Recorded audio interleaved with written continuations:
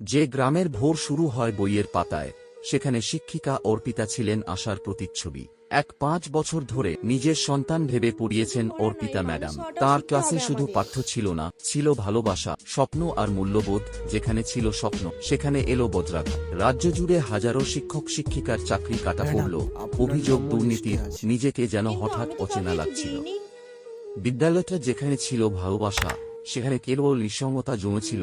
রাত বাড়ে, চোখে জল ফুরল না। মনের ভিতর শুধুই এক প্রশ্ন, আমি কি সত্যি অপরাধী? পাঠ্যবই যেন চুপ করে গিয়েছিল, কিন্তু ছাত্রদের চোখে ছিল কাতর আকুতি।